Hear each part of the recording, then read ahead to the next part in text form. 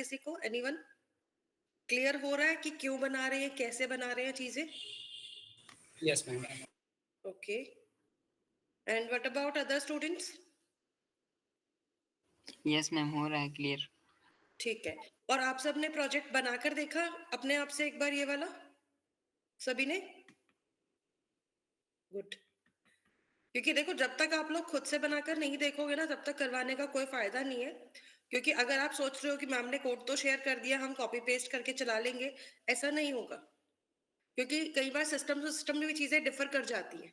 तो ऐसे केसेस में एक बार खुद से प्रोजेक्ट बनाना बहुत जरूरी है। क्योंकि अभी मैं अवेलेबल हूँ 100% आपके पास में, आपको हेल्प कर सकती हूँ। बाद में जैसे जैसे टाइम रहेगा वैसे ही मैं कर पाऊंगी हेल्प आपकी भी, ठीक है ना? लेकिन कोशिश ये करूंगी कि अगर आप लोग कोई क्वेरी लेकर आते हो तो एज सुन एज पॉसिबल मैं उसको रिजॉल्व करवा दूंगी। फिलहाल के लिए आप लोगों का जो प्रोजेक्ट था उसी को कंटिन्यू करते हैं।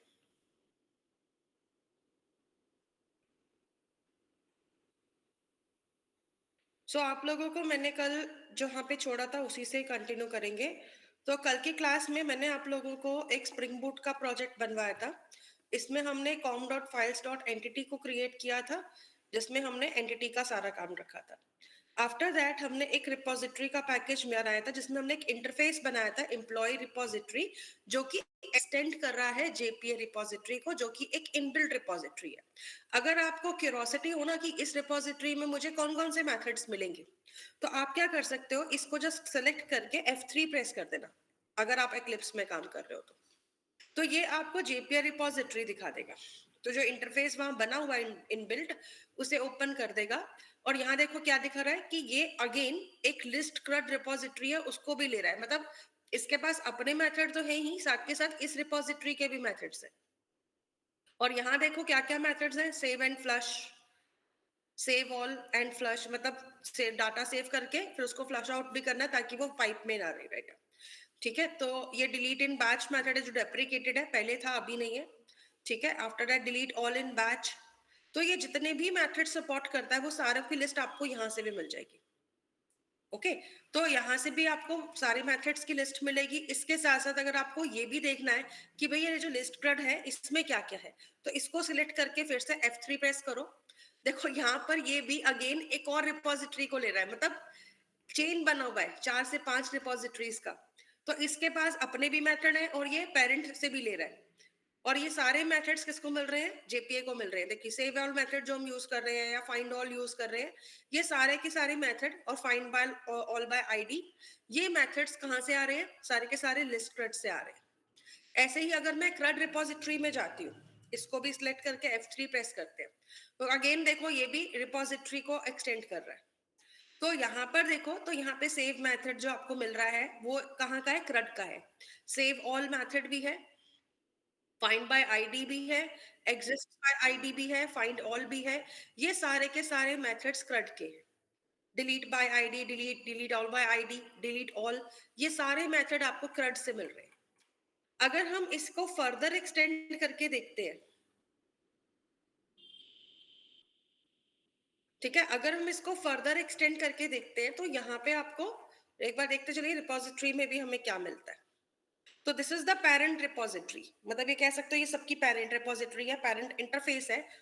और जैसे अभी हम देखते आए हैं कि पेरेंट के अंदर क्या था, क्रड था, क्रड में लिस्ट था, लिस्ट में जेपीए। तो मतलब ये 4 इंटरफेसेस का पूरा एक चेन है, जिसके अंदर यहाँ पर मेथड्स है। लेकिन इसके पास अपना कोई मेथड नहीं है, इसने सिर्फ एक रिपोजिटरी बनाकर रखा हुआ है। बाकी सब काम जो है वो कौन कर रहे हैं, क्रड कर रहा है, लिस्ट क्रड कर रहा है और जेपीए भी कर रहा है।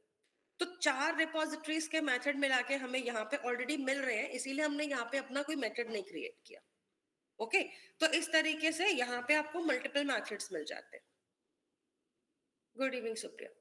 तो यहाँ पर ये चीज क्लियर है आप सभी को जेपीए रिपोजिटरी की?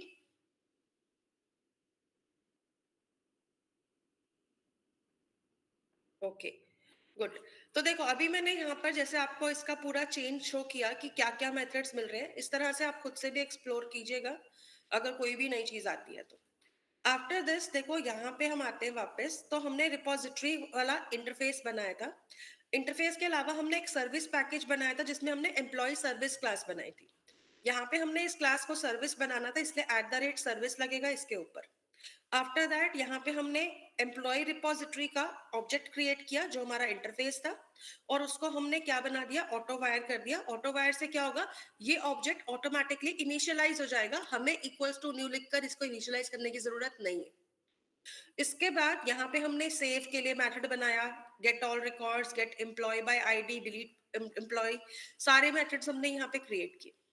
अब यहाँ पर इसका जो नेक्स्ट मैंने आपको बताया था कि हम कंट्रोलर क्लास बनाएंगे, तो हमें क्या करना है, कॉम डॉट फाइल्स को सिलेक्ट करना है, कंट्रोल इन करना है और एक क्लास और बनानी है। इस फाइल को, इस क्लास को हम लोग कहाँ रखेंगे, कंट्रोलर पैकेज में रखेंगे। तो हम यहाँ पे कंट्रोलर नाम का पैकेज बना देते हैं, com.files.controller, और इसके बाद यहाँ पे जो कंट्रोलर है वो किसका है, एम्प्लॉय का है, तो यहाँ पे हम इसका नाम भी वही रखेंगे।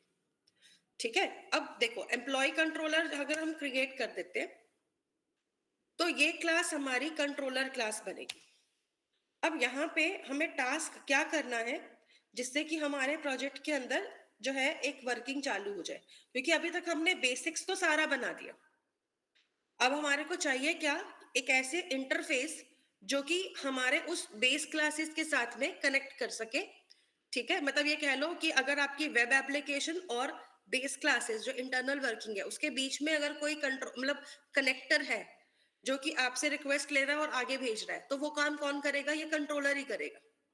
तो मतलब इसका काम क्या रहेगा, ये रिक्वेस्ट को गेट करेगा और आगे आपकी क्लासेस के साथ क्या करेगा, कम्युनिकेट करेगा और ये डिसाइड करेगा कि किसके पास रिक्वेस्ट भेजनी है। राइट, तो ये सब काम कंट्रोलर करता है। इसके अंदर आप लोग क्या करेंगे, सबसे पहले तो हम यहाँ पे कुछ चीजें सेट करते हैं, जैसे कि एम्प्लॉय सर्विस जो है वो मेरी डाउ क्लास है, इसके अंदर मेरे सारे मेथड्स हैं, तो मुझे ये डाउ क्लास भी तो चाहिए होगी ना यहाँ पर। तो इसके लिए सबसे पहले तो इसी का एक ऑब्जेक्ट क्रिएट करते हैं, प्राइवेट एम्प्लॉय सर्विस। कंट्रोलर नहीं चाहिए था हमें, क्या चाहिए था, सर्विस चाहिए था। सो एम्प्लॉय सर्विस नाम की हम एक ऑब्जेक्ट बना देते हैं, ES कर देती हूँ मैं इसको। ठीक है, तो सबसे पहले इसका ऑब्जेक्ट बनाएंगे। अब यहाँ पे ना हमें एक तरह से अपने मेथड्स का एक रेप्लिका क्रिएट करना है रिक्वेस्ट के लिए। तो जैसे कि क्योंकि ये हमारा इंटरफेस है ना, यहाँ से डाटा जाएगा भी और आएगा भी, तो हम यहाँ पे क्या करते हैं, पहला मेथड बनाते हैं जो सेव रिकॉर्ड वाला हमारा था उसके लिए। तो अब सेव रिकॉर्ड चलेगा तो वो एम्प्लॉय की वैल्यू रिटर्न करता है, तो यहाँ से भी हम एम्प्लॉय को रिटर्न कराएंगे। तो आप लोग सबसे पहले लिखो पब्लिक एम्प्लॉय सेव एम्प्लॉय। यहाँ पे हमारे पास एक ऑब्जेक्ट आएगा जिसे हमें सेव कराना है। ठीक है, और यहाँ से हमें वैल्यू रिटर्न करानी है कॉल करके। तो हम यहाँ पर क्या कर सकते हैं, आप इस तरह से ले सकते हो कि एम्प्लॉय का एक ऑब्जेक्ट क्रिएट करो। ठीक है, और यहाँ पर एम्प्लॉय ई कर लेते हैं, क्योंकि यहाँ पे हम जब रिकॉर्ड को सेव करेंगे ना तो हमारे पास वैल्यू रिटर्न होगी। तो आप लिखो ES डॉट सेव एम्प्लॉय। अब ES डॉट सेव एम्प्लॉय के अंदर हमें EMP सेंड करना है। देखो एम्प्लॉय सर्विस में मैंने मेथड बनाया था कौन सा वाला, सेव एम्प्लॉय वाला, जो कि क्या कर रहा था, सेव मेथड को कॉल कर रहा था जो कि एम्प्लॉय के ऑब्जेक्ट को सेव करा रहा था, और यहाँ से ये रिटर्न भी कर रहा था इसका आंसर। इसका आंसर क्या था, एम्प्लॉय का ही ऑब्जेक्ट रिटर्न होगा अगर ये एम्प्लॉय सेव होता है तो, अदरवाइज नल आ जाएगा। तो यहाँ पर ये वैल्यू रिटर्न करेगा किसके पास, अब इसके पास, और यहाँ पे हम इसको ई में सेव करा देंगे। आफ्टर दैट आप लोग बस इतना ही करो, रिटर्न कर दो ई को। ठीक है, तो इस तरीके से यहाँ से वैल्यू रिटर्न हो जाएगी। पहले तो एक क्लास बनाऊंगी, इसके अंदर हम एनोटेशंस लगाएंगे बाद में। तो यहाँ पर हमारा सेकंड काम क्या है, सेकंड मेथड के लिए, मतलब जितने मेथड वहां बनाया ना उन सबको कॉल करने के लिए यहाँ पे मेथड बनेगा। तो ये लिस्ट वाला मेथड जो था इसका भी हमें सेटअप चाहिए वहां पे। तो ठीक है, यहाँ पे हम मेथड ले लेते हैं, गेट ऑल रिकॉर्ड्स की जगह मैं यहाँ पे इसका नाम रख देती हूँ गेट ऑल। ठीक है, थोड़ा सा तो डिफरेंट होना चाहिए। एंड आफ्टर दैट यहाँ पे अब देखो, आप चाहो तो लिस्ट में लेकर वैल्यू रिटर्न कर सकते हो, या फिर इसका शॉर्टकट ले सकते हो, क्या, रिटर्न लिखो। रिटर्न के अंदर आप ES, क्योंकि एम्प्लॉय सर्विस का मेथड कॉल करना है हमें, कौन सा वाला, गेट ऑल रिकॉर्ड्स वाला, तो यहाँ से वैल्यू लेकर वहां पे भेज दी। ऐसे ही यहाँ पे हम लोग क्या बनाएंगे, अपना अगला मेथड बनाएंगे, पब्लिक एम्प्लॉय गेट एम्प्लॉय, ठीक है, बाय आईडी, और यहाँ पे हमारे पास क्या आएगा, आईडी आ जाएगा, ठीक है। तो यहाँ पे हम लोग क्या करेंगे, रिटर्न कराएंगे। अब आप सोचोगे कि एक क्लास ऑलरेडी बना रखी थी, तो यहाँ पे डिफरेंट क्या है, डिफरेंट आएगी इसकी मैपिंग, जो मैं आपको बताऊंगी। तो अभी हमें बस क्या करना है, एक रेप्लिका क्रिएट करना है, ठीक है। तो रिटर्न में हम लोग क्या करेंगे, es dot get employ by ID को कॉल करेंगे और आईडी वहां पे प्रोवाइड कर देंगे। ऐसे ही यहाँ पर हमें क्या करना है, यहाँ पर हमें डिलीट वाला मेथड पर बनाना है, और यहाँ पे मैं एक स्ट्रिंग रिटर्न कराऊंगी। तो डिलीट एम्प्लॉय नाम का हम मेथड बनाते हैं, जो कि अगेन आईडी को लेगा, और यहां से रिटर्न क्या कराएगा, रिटर्न तो हम बाद में कराएंगे, पहले हम यहाँ पे एक काम करते हैं ना, es, क्योंकि ये वाला मेथड कोई वैल्यू रिटर्न नहीं करता। डिलीट एम्प्लॉय करो, आईडी भी हाउस में भेजो। अगर ये कमांड ठीक से चल गई, एक्सेप्शन नहीं आई, तो ऐसे केसेस में यहाँ पे रिटर्न ये कर पाएगा। तो हम रिटर्न में क्या मैसेज डाल देंगे, एम्प्लॉय विथ आईडी, इसमें आईडी लगा देते हैं, डिलीटेड सक्सेसफुली, क्योंकि अगर एक्सेप्शन आएगी तो ये लाइन प्रिंट नहीं होगी, एक्सेप्शन प्रिंट होगी। तो इसलिए पहले हम इसको भी यहाँ पे सेट कर देते हैं। तो डिलीट का भी मैपिंग हो गया, गेट एम्प्लॉय बाय आईडी का हो गया, गेट ऑल का हो गया, और सेव का भी हो गया। तो ये सारे के सारे मेथड्स के हमने रेप्लिका बना दिए। अभी तक समझ में आ रहा है यहाँ पर क्या चल रहा है, any doubts here? Okay, what about other students? Okay, चलिए। तो अभी हम यहाँ पर ये देखते हैं कि अब हमारे को यहाँ पर क्या चीज यहाँ पर रखनी है एज अ कंट्रोलर। देखो, क्योंकि हम एक्चुअली मैंने एक रेस्ट एपीआई बना रहे हैं स्प्रिंग बूट में, तो आप लोग यहाँ पर क्या बनाएंगे, आप उसकी एनोटेशंस लगाओगे। तो रेस्ट कंट्रोलर अगर ये है, तो आपको सबसे पहली जो मैपिंग लगानी है, एनोटेशन लगानी है, वो लगानी है @REST कंट्रोलर की। दूसरी चीज, क्योंकि ये क्लास एक तरह से यूआरएल्स प्रोवाइड करेगी, तो यूआरएल बनाने के लिए हमें यहाँ पर एक रिक्वेस्ट को मैप करना सीखना पड़ेगा। तो हमें क्या चाहिए, रिक्वेस्ट मैपिंग चाहिए। तो रिक्वेस्ट मैपिंग में हमें ये बताना है कि हमारी मैपिंग किस नाम से चलेगी। तो मान लो मैंने यहाँ पे लिख दिया एपीआई स्लैश करके, मैंने यहाँ पे क्या लिख दिया, एम्प्लॉइज, ठीक है। तो ये मेरी सारी मैपिंग को सेट करेगा। आफ्टर दैट रिक्वेस्ट मैपिंग, मतलब जितना भी मेरा यूआरएल आएगा ना, उसमें ये 2 पॉइंट तो आएंगे ही आएंगे। इसके बाद एम्प्लॉय सर्विस को ऑब्जेक्ट को हम ऑटो वायर कर देंगे, ताकि हमें इसको इनिशियलाइज ना करना पड़े, ये अपने आप करेगा। इसके बाद अब आ जाते हैं सबसे पहले एम्प्लॉय मेथड पे।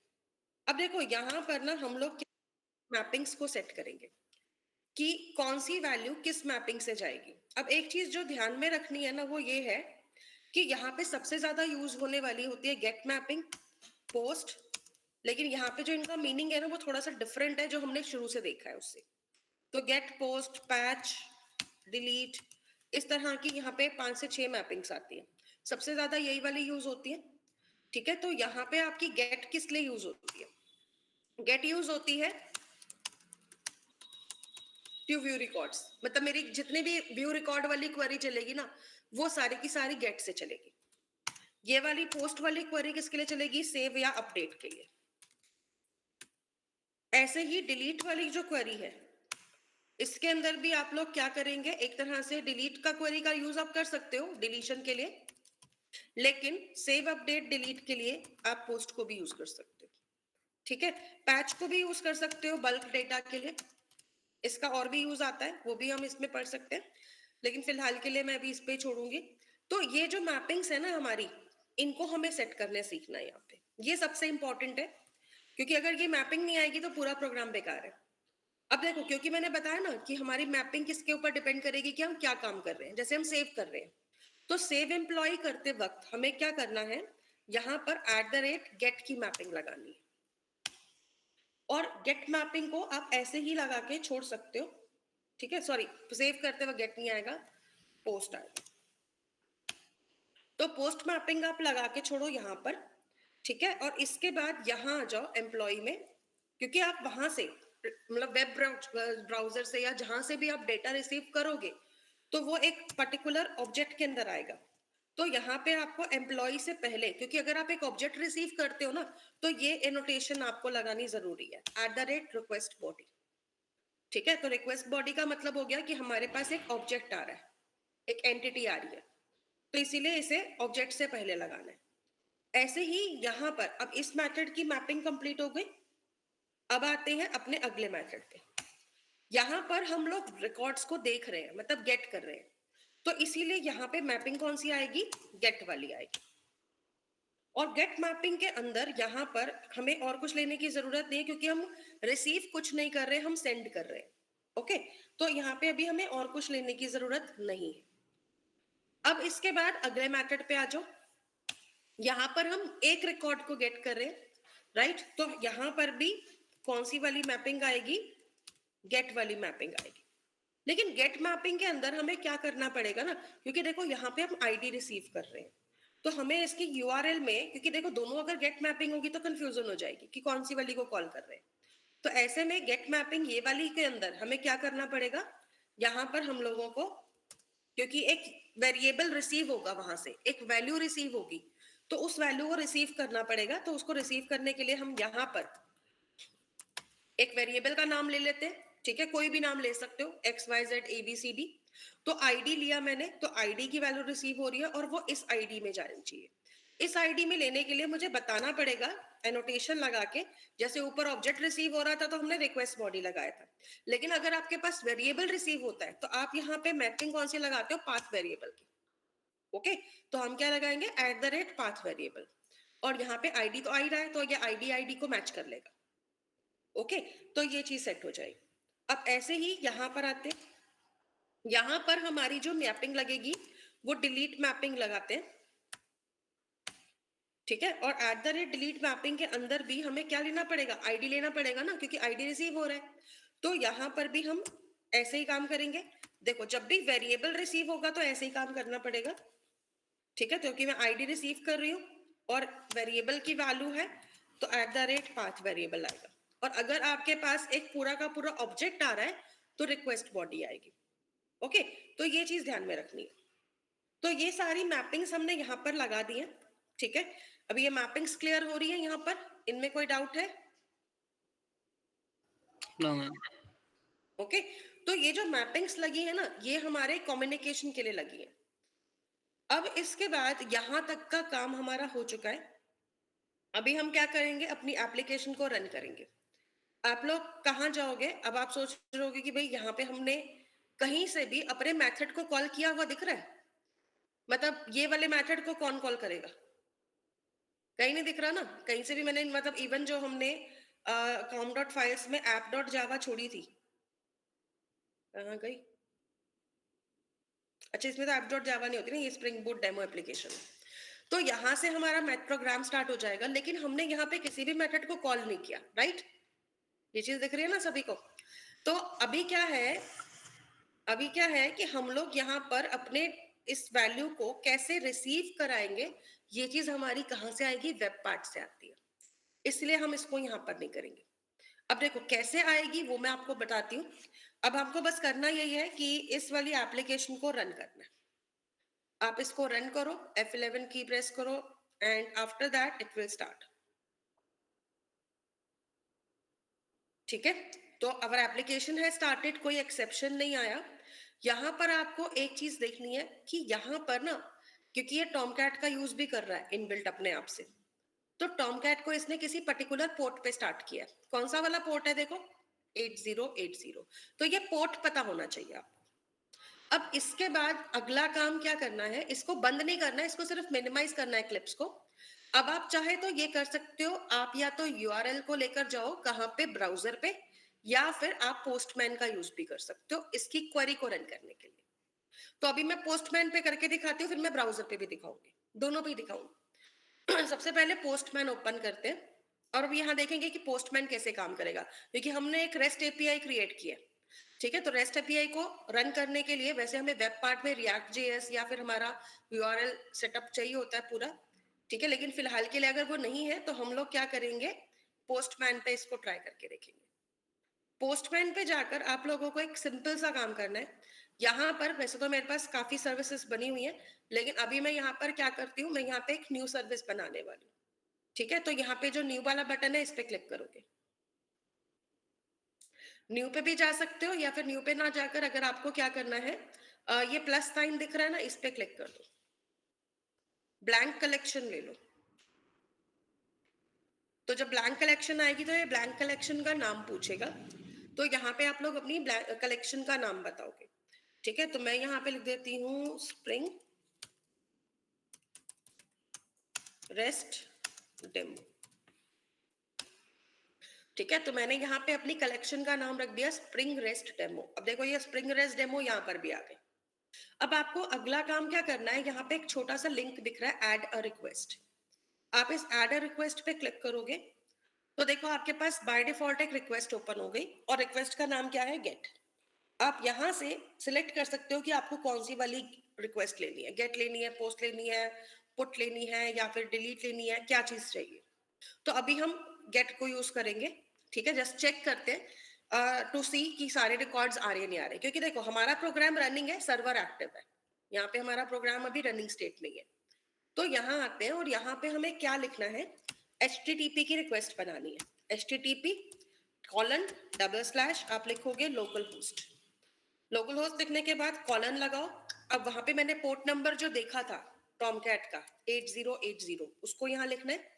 आफ्टर दिस अब यहाँ से स्टार्ट होगा हमारा URL जो हमने कंट्रोलर क्लास में दिया था। ठीक है, तो कंट्रोलर क्लास पे आते हैं, एक मिनट के लिए। कंट्रोलर क्लास में मैंने जो URL दिया था रिक्वेस्ट मैपिंग में, क्या दिया था, ये वाला दिया था, राइट। तो इसको ले लो, चाहे तो टाइप करो या फिर कॉपी कर लो। ठीक है, तो ये API/employees आ गया।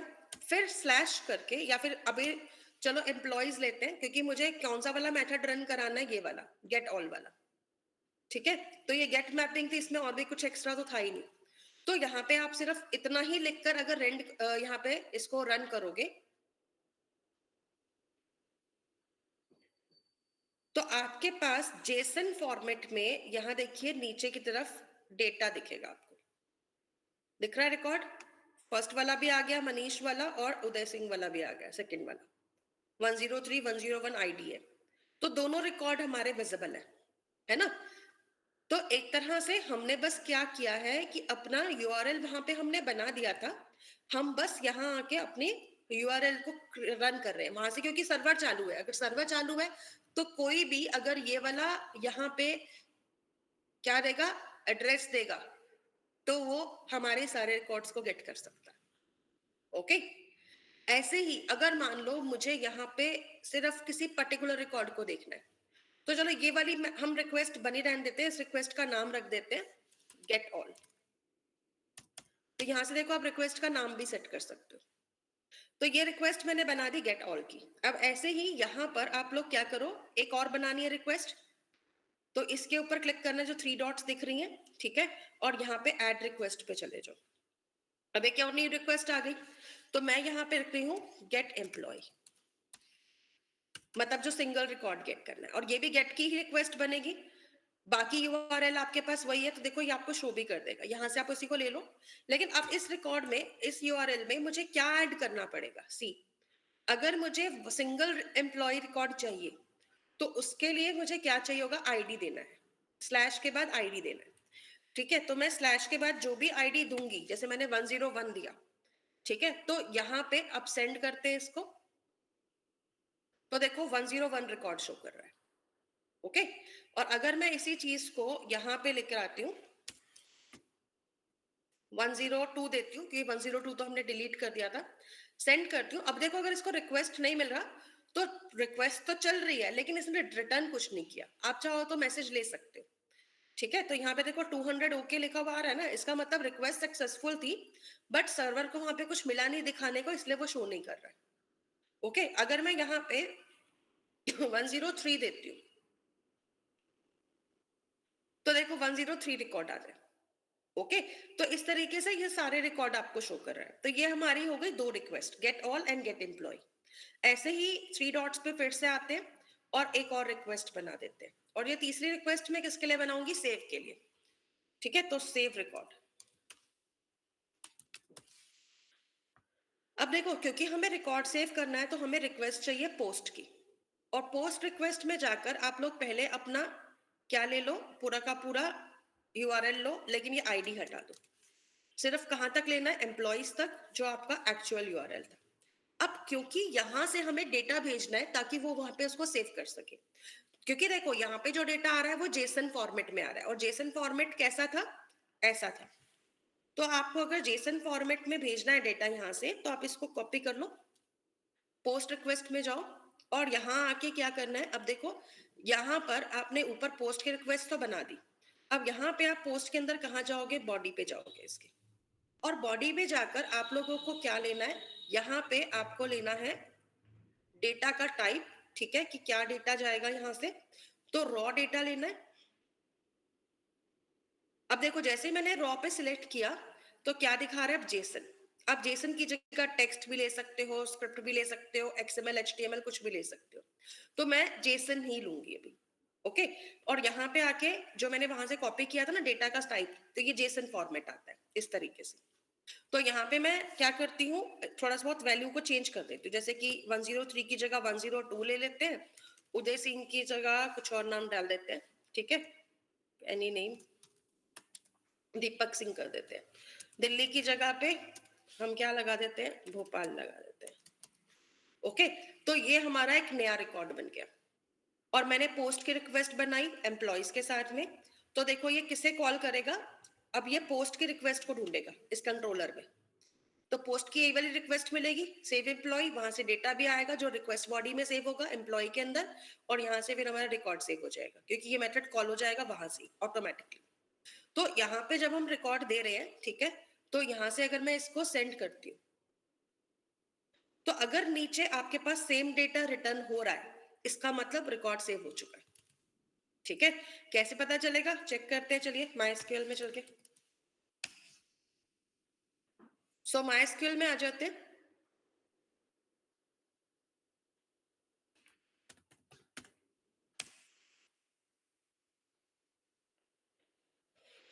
और यहाँ आके हमारा जो टेबल था EMP32 आई थिंक,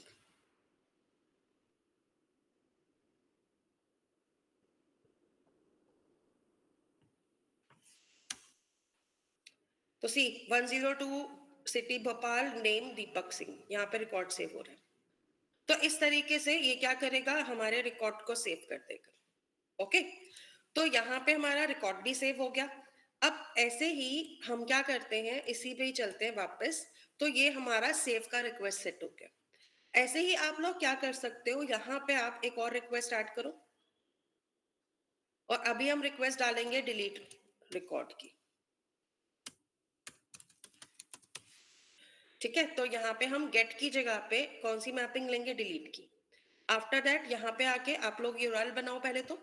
अब देखो जब हम यहाँ पे डिलीट की मैपिंग चलाएंगे तो डिलीट वाला मेथड कॉल होगा, ठीक है, और यहाँ पर हमारा आईडी आ रहा है, इसका मतलब हमें वहां से स्लैश करके एक आईडी की वैल्यू भेजनी पड़ेगी। तो हमें क्या करना है, यहाँ पर हमें ये बताना है कि हमें कौन सा रिकॉर्ड डिलीट करना है। जैसे कि मैंने 103 को लिया, ठीक है, तो 103 वाला रिकॉर्ड डिलीट करना है, तो सेंड करते हैं रिक्वेस्ट को। मैसेज आ गया नीचे देखो, employee with ID 103 deleted successfully, जो मैंने वहां से रिटर्न करवाया था। ओके, अगर मैं डेटाबेस में चेक करती हूँ तो यहाँ से भी मेरा रिकॉर्ड डिलीट हो चुका है। ओके, तो इस तरीके से यहाँ से हमने सारी क्वेरीज को रन किया। ओके, क्लियर हो रहा है यहाँ पे कैसे चल रहा है यहाँ पे सारा task, Yes, ma'am. Right? Yes, तो yes, ma'am. तो ये आपका पोस्टमैन से आ जाता है। अब ये पोस्टमैन में मैंने क्यों दिखाया, क्योंकि अभी हमारे पास कोई वेब का मतलब क्लाइंट साइड का कुछ प्रोग्रामिंग नहीं है, तो हम इसको अभी टेस्ट रन कर रहे हैं। पोस्टमैन पे हम जाकर इसीलिए इसको करके देख सकते हैं। अब यही चीज आप ब्राउजर पे भी देख सकते हो। सी, अगर मैं ब्राउजर पे आती हूँ, क्योंकि मेरा सर्वर वहां पे चालू है ना, तो मैं उसको कहीं पे भी रन कर सकती हूँ। तो यहाँ पर HTTP, ठीक है, /localhost: 8080, ठीक है, ये हमारा एड्रेस था। इसके बाद था API, इसके बाद था एम्प्लॉइज। अगर मैं इतना लिखकर एंटर प्रेस करती हूँ, so as you can see दोनों रिकॉर्ड आ रहे हैं, 101 और 102 दोनों दिखाएगा, ठीक है। तो मतलब यहाँ पे भी हमारा वही सेम टास्क चल रहा है। इसके बाद अगर मैं इसको प्रिंट पे क्लिक करती हूँ तो थोड़ा सा ये ऐसे दिखा देगा, ठीक है, वो ब्राउजर की सेटिंग्स हो जाती है।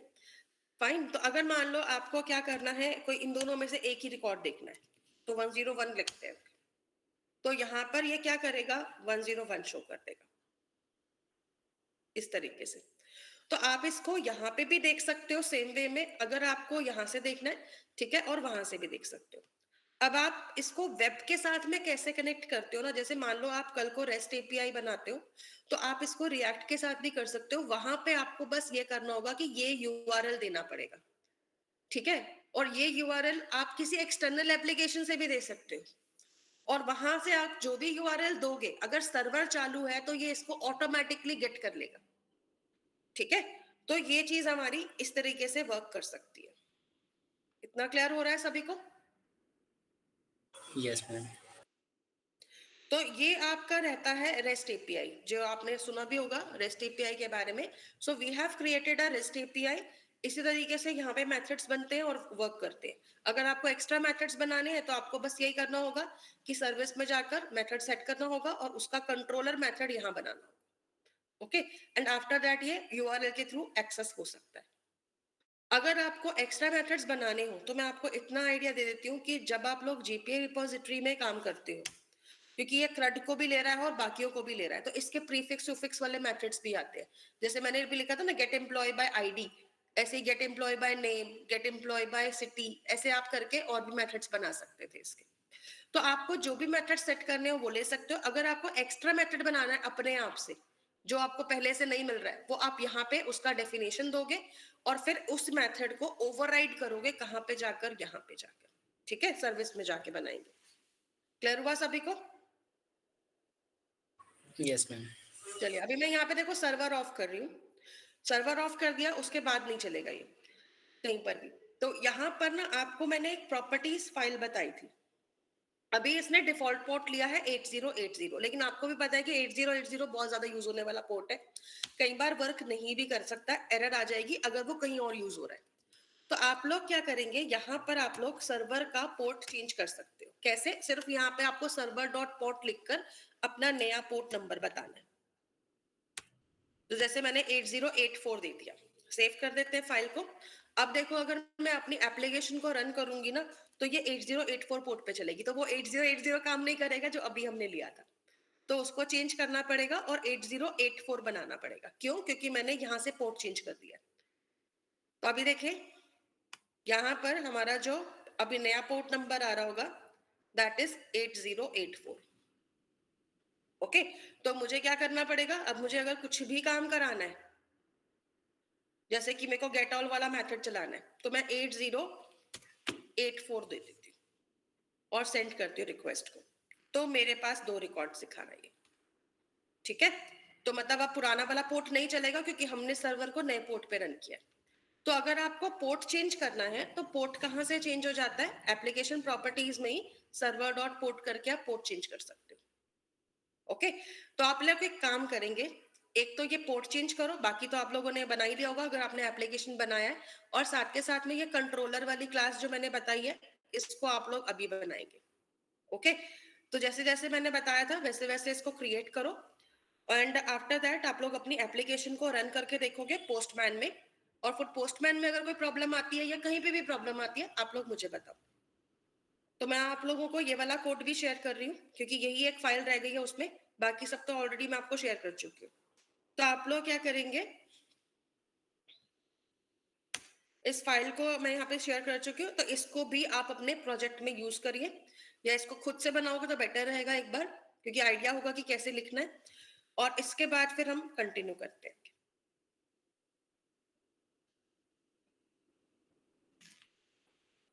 सो I am giving you around 10 minutes to work on it.